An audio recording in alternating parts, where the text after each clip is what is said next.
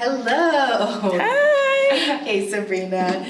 My name is Sarah, and I work with the Living Archives Project, where we are collecting stories of how various communities were impacted by COVID in Charlotte, Mecklenburg County. Today is Friday, June 16th. We are heading into this hot summer weather. Yes, absolutely. Would you introduce yourself? My name is Sabrina Robinson. I go by pronouns she, her, hers. I have starter locks, black hair, kind of twisties, however you would like to, describe them in, based on different cultures. I am wearing a yellow jacket and a blue and white striped dress where I always get confused if it's horizontal or vertical, but there's lines that go straight down.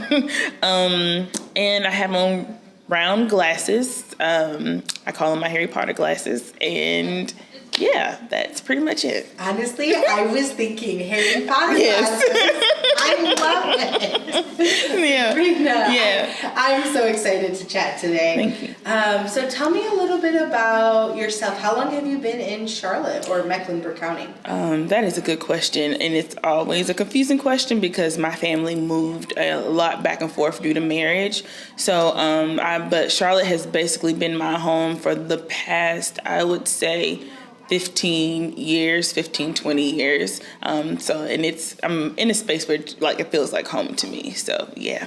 Wow, yeah. I mean, 15, 20 years. Yeah. That is home to you, Yes, yeah, absolutely. That's crazy. Yeah. So you've got to see the city kind of go through a ton of transitions. Oh yeah. What is one thing that just stands out to you? Interesting. So I have a habit of saying interesting and good question after every question. The thing that stands out to me about Charlotte definitely is the growth. In a lot of ways, Charlotte has grown exponentially, but still stayed the same as some areas, like the school systems and stuff. That's a whole different topic. But I've always found my place kind of on the west corridor of Charlotte in some capacity, whether it was church, school, or I lived. Now working for the library, I work there. So it's kind of like my anchor in Charlotte. So that's what stands out to me. Thank you for sharing. Mm-hmm. So, since you mentioned, you work for the library. Yes. And what do you do? So I am a library associate. I work in teen services. Basically, I do teen programming on top of other regular, what you would say, typical library duties, like circulation, checking in books, maintaining that. Mm-hmm. How long have you been doing that? I'm going on 5 years, so it'll be 5 years next July. 5 years. Mm-hmm. That's amazing. Mm-hmm. Mm-hmm. And you've worked with teens the entire 5 years. So basically, because when I got in here, I only was part-time for 9 months, but I fell in love with it so quickly that I started working under another librarian, and she showed me what she did working with teens, and I just loved it. And it reminded me a lot of when I was a teen walking to the library, that very same library I used to walk up to all the time as soon as I got off the bus, and I was like, I know what the community needs. I know what the teens need. So I think I found a place there, and so I tried, and they agreed with me, and I'm in there ever since. I love it. Mm-hmm. So for those who may watch this video who don't know, what type of programs do you do with teens? Oh, that's a great question. For teens. For me, it's all about exposing them to various opportunities of what they want to do. How I always approach it, I always empathize and put myself in their place. Like, what could I have been exposed to at their age that could have enhanced my journey, my path, my growth, whether that means into a career, whether that means family or just interest. And that's the place that I come from. So my first priority is I connect with the community. I don't go in with what it is that I think that they should have. I'm very observant as to who maybe have access to what resources, and I'm talking mainly so about like organizations like the Coalition, the Y is near us. So see what everybody else is doing, connect that to if teens come in the library and they say they might be interested in this or whatnot, I know how to get it, even if I can't offer it from a programmer's perspective. As it gets to me, where I always connect is from an art and journalistic standpoint. Those are my most popular and standing programs, where I try to teach them to have agency over their voice. Like, their voice is valid as it is, not when they get older, not when they get into this certain space, how they interpret what's going on, the happenings. And a lot of the times they're a lot more aware than me. I'm like, oh, okay. Cause I'm like afraid to, I want to keep them in their safety, in that safety net, cause there's so much going on, but they have grown confidence in how to talk about these, certain things and current events. And rather they feel confident being in front of the camera, behind the camera, educating them in different ways where they can utilize and amplify their voice is probably my main mission since I've been here. That's amazing. Thank you. I really love that, Sabrina. Yes. So tell me, you've been working at the library for 5 years. Mm-hmm. And about 3 years ago was when the pandemic hit Charlotte. Yes. Tell me about your experience at work, and then I would love to dive into your personal experience. Oh, that's a great, how to separate that is so hard for me because I've always been an extremely passionate person. So what's always been a difficult thing for me to do is to separate personal and work, and they somehow kind of merge because of what I believe in. So when the pandemic took place, I was kind of starting fresh in my role in teen services, and I was already kind of voluntold or assigned to be a part of this group. Before it was called Engage 2020, it was the strategy and response team, and they needed a teen services representative. And at that point, I wasn't on any teams. And it's kind of this thing we get in the library, everybody has a team that they're on. And I'm kind of like, well, I don't know what it is that I can do that's, so special. Like at that time I was, fresh out of doing freelancing photography, and then doing caretaking. So I was just like, okay, I guess I'll try this. And activism wasn't something that was new to me.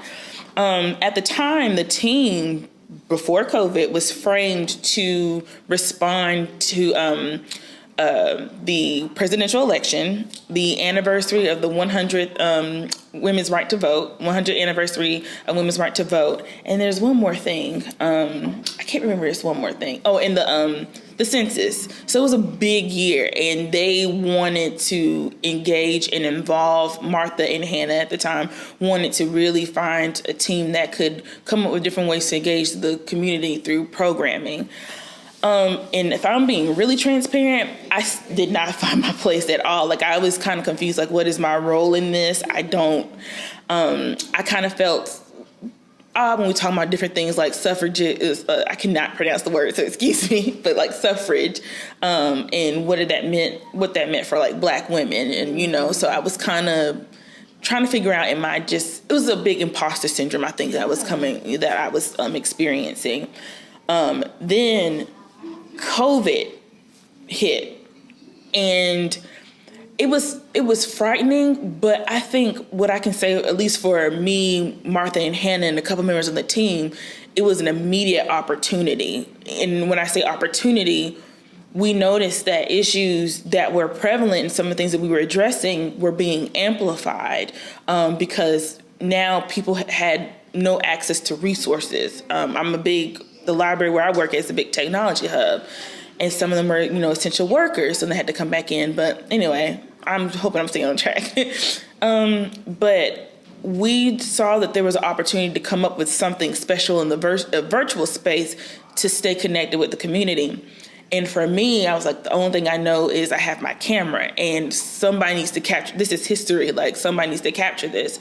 So I went out and I started taking pictures of like the grocery stores, essential workers, just connecting with the people that were like in our real heroes too. But these people didn't wake up, thinking that they were going to be heroes, but they know they had to provide, they had a job to do. And I felt like I had a job to do, and I somehow didn't know it then was going to connect them, and celebrate them. And so one thing led to another. I started partnering with Teresa. We did blog interviews of postal workers, police officers, and then grocery store workers, and even the airport too. So that was really phenomenal. And before you knew it, I had this collection of like different photos.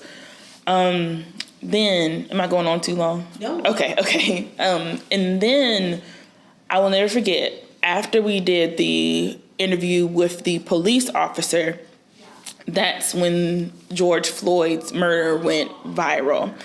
And protests began to happen all around, around Charlotte, around the nation, but specifically around Charlotte.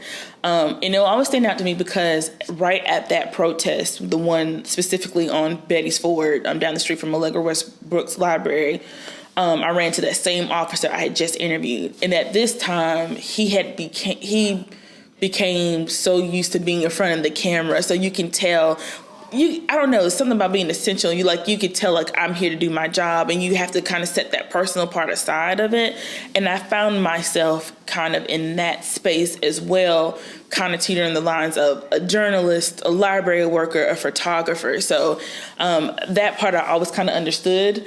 But that protest that wasn't my first protest. I've been in Charlotte too, when I saw like tanks, people like armed forces on the street uptown.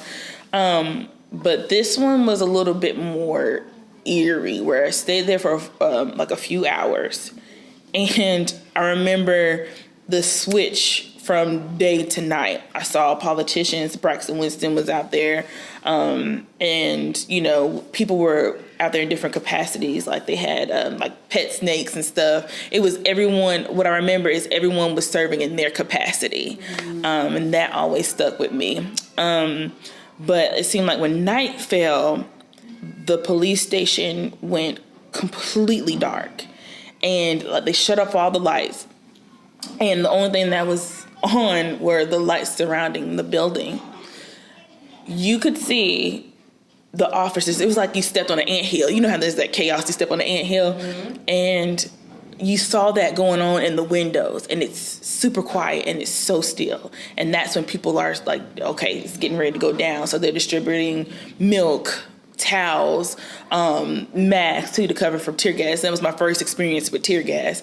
And before you knew it, they come rushing out. They come like rushing out of the police station, and the atmosphere just completely changed. So just from an observer standpoint, you did have different types of protesters there. Some were there, I would say, for the most part, I want to preface to saying this, for the most part, every protest that I've been to has been peaceful. But just like with everything, when you draw a crowd, there's always people there with a different agenda. And so a lot of it was people like, no, that's not what we're here for. Some people had to leave early. My car was right behind the police station. I had to walk almost 2 miles to get back to it because they shut off the street. It was that tense. I remember naturally the Southern person in me was like, have a good day.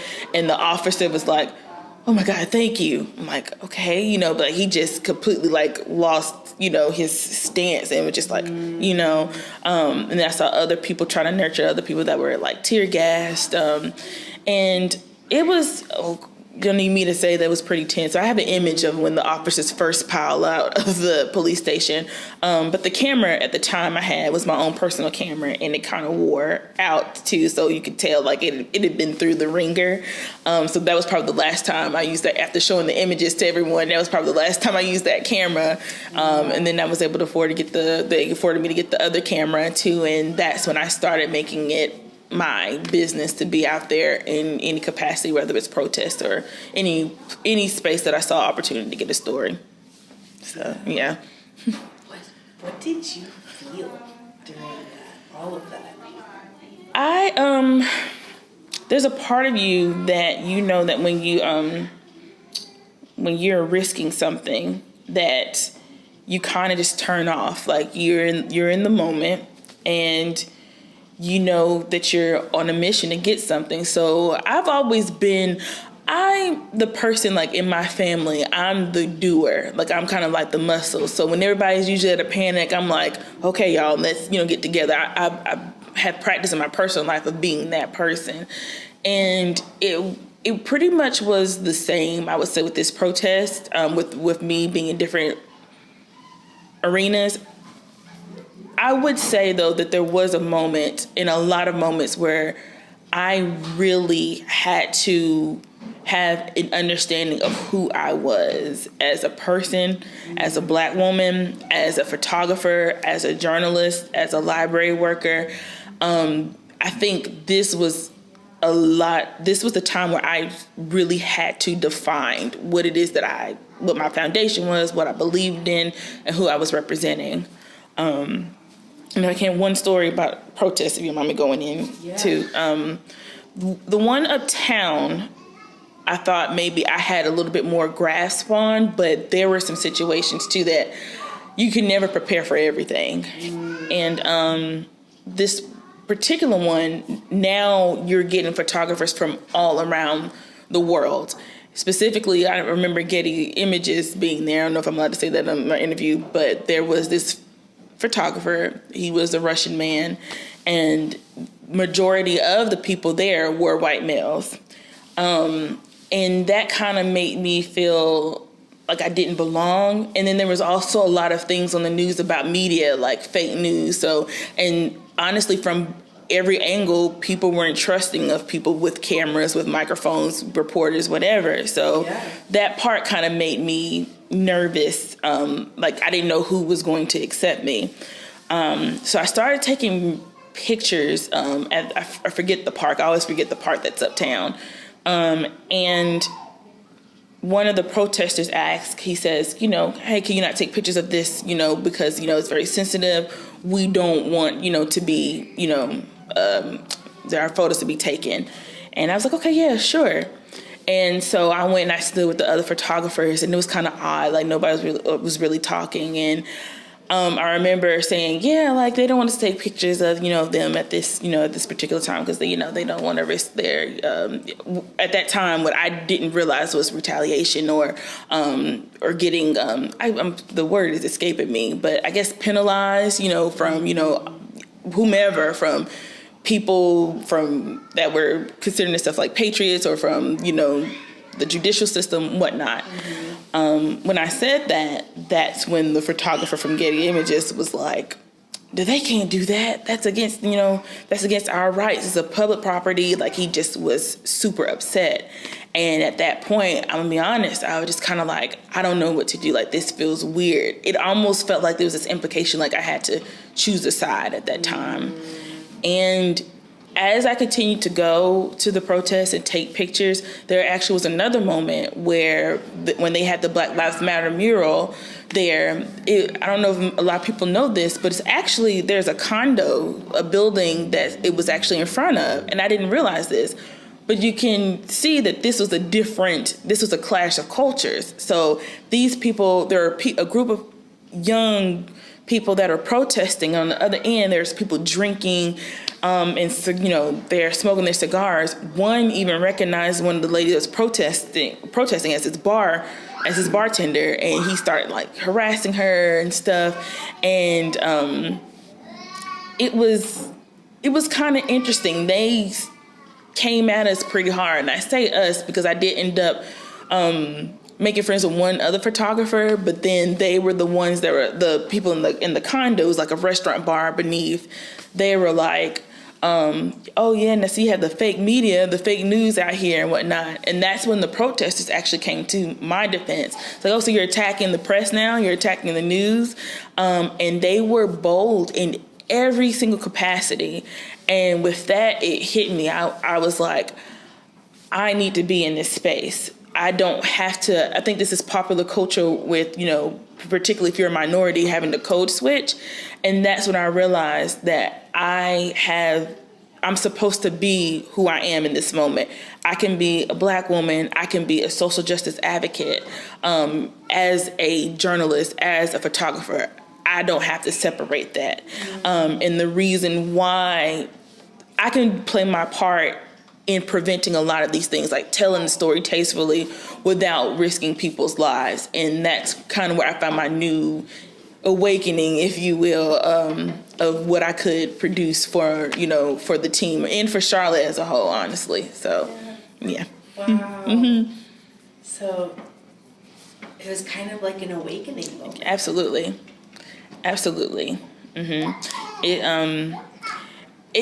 I think too, even the conversations, I had so many conversations where I just cried with like Martha and Hannah.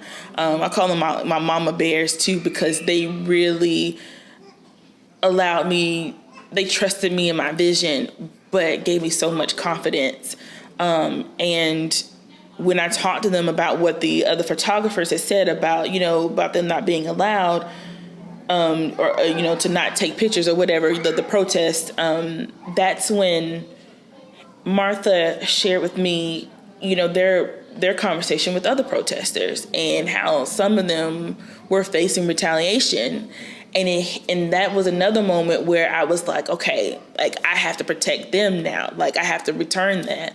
And then actually one night, it's kind of strange to tell it for the library because I don't know. I don't feel like I can get in trouble because it wasn't my fault, but I was followed home one night and I remember having to pull over and turn off my headlights, thinking, okay, this is weird, but I knew my neighborhood. I'm like, there's no exit to this neighborhood. So if they follow me here, I know that they're telling me, and sure enough, they did. And I'm not a paranoid person. I'm very kind of laid back. But after that, I was kind of shaken. And then that drew a big concern about putting my family at risk too. Yeah. So what happened in that situation? So I was able to, I turned my headlights on and I kind of went into like an abandoned house. It was like an abandoned house too. So I put my car in sports mode, turned my headlights on. I was like praying to God that nobody ran into the street. So I was just perusing through the neighborhood and I pulled back. I backed into a spot where I felt like they couldn't see me, and that was it. I probably stayed out. I was probably like within 200 feet of my house, but I stayed for an additional hour. I think I probably even went back uptown just to make sure, because I just did not want anyone to trail me home. And I got home later that night. I wasn't getting home till like 12 or 1 o'clock in the morning, most days following different types of protests. Not one protest was the same. So I was getting home at different times of the night. But yeah, and that was the biggest incident I would say that I had that, and the ridicule being called fake news and the yells and screams. That was the some difficult parts. But all in all, I would say that my journey, even when people like compliment me on being like a photographer and an activist, it's always funny to me, and like I try to not be that person like, oh no, but I feel like my story is not compared to a lot of the other stories that I've seen. A lot of people that have been doing this work for decades. Even the protesters that were there that were boldly saying, this is who I am. I'm willing to put my life on the line, my connections on the line. I thought the least I could do as a person behind the camera was, tastefully tell like their story too. So it just gave me a whole nother appreciation for everyone. Yeah. So what did you do with all of the images and footage that you collected? So I had no idea what to do. It was the first time I think that I was able to share, like I had been used to sharing different images from people's protests from around the world, but actually sharing my work was a new thing for me. That's when Hannah and Martha said, like, we have this opportunity to put together this basically show that we want to utilize to like this product to see how Charlotte responded to the Black Lives Matter movement. And I remember thinking, we want to put like sounds to the struggle and whatnot. So they want to put music to like slides. I'm like, we can't just do no slideshow. Like, I don't think you understand what all I have here. Like, it's, it's video, it's pictures, it's hundreds of stuff. And there were hundreds of other artists and people that were, doing that work too.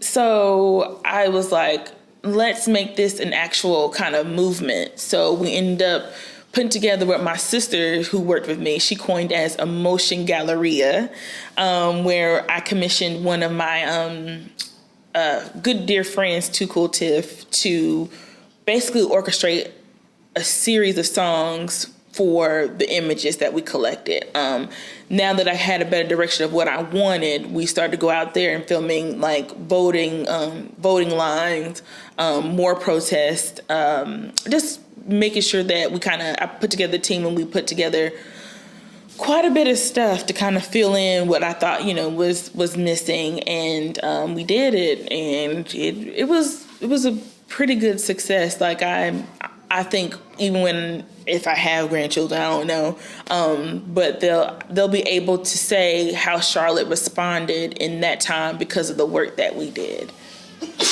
Bless you. You're welcome. You're fine. So, And so is that available to anyone to see? Yes, it is. It's available in a couple of spots. But if you look up Signs and Symptoms, Charlotte Mecklenburg Library, it should have come up. Wow, that's amazing. Thank you. So Sabrina, before we started, well, first, thank you. Thank you for sharing your journey and just being so vulnerable with us. Thank you. You're welcome. We appreciate it. Yeah. Before we started the interview, we did an activity together called Yes. the hand map. Yes. Is there anything from your hand map that you want to share with us? I would say that I know I talked a lot about how we responded to police brutality in the wake of the Black Lives Matter movement. I will say that my family, I had a really good support system. And that separation was really hard. We all lived together at one point, and one of the motivating factors for me to actually go out on my own was being afraid to, give my mom, who is older and has health issues, or anyone in my household too. Like my brother has severe asthma, so I was afraid of bringing things home. So I had to make the decision to move out because I didn't want to put any one of them at risk. That was pretty much it. But my support system grounded me. I always tell people when they're doing any type of artistic work or activism to make sure that you know where your tether is. They're my tether. So they pull me back down to earth when I get real, I don't know, I guess passionate. Yeah. So, Oh, that's amazing. No, thank you. Amazing. So, what are you doing now? Because that was at the early stages. Yes. And now it's past some time. How have you transitioned? Yeah, that's a good question because I feel like this past few years I've been trying to get rest. I think a lot of the time I don't always give myself the credit that I need to about how intense that was. Libraries changed forever. I changed forever. And I think some way the whole back to normal thing has been a little bit jarring because for a lot of us that put our lives on the line, I don't think we're the same before we did that. And sometimes I find myself being a little, I don't know, just tired, and spent, having to go back to normal operations, being on the desk. And I love serving my community. I love the capacity in which I do it. But I get scared. Sometimes I feel like because of what we went through, that people are now kind of we're fine, because we made over. It's the sense of ableism, and the weak continue, to get left behind. The poor get left behind. You talk about people that weren't able to, that struggled before the pandemic are, really struggling. And I feel like it's this notion of it's not me. So people just kind of move on with their lives. And that's kind of something that I fear. And sometimes being who I am, naturally passionate, I feel everything. So it's kind of hard for me to leave it at home, to leave it at work, if that makes sense. And my personal life merged so much during that time. I don't think I've ever kind of fully recovered, if that makes sense.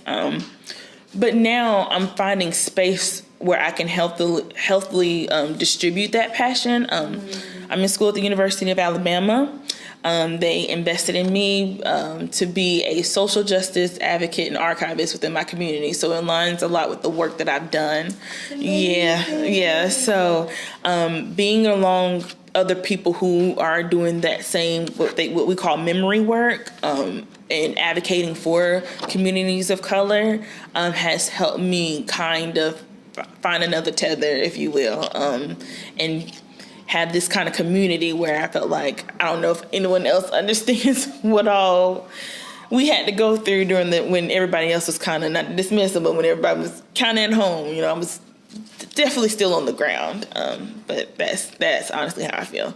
Yeah. Mm-hmm. Wow. Mm-hmm. Wow. So, with you going back to school and getting this incredible degree, what do you want your future to look like?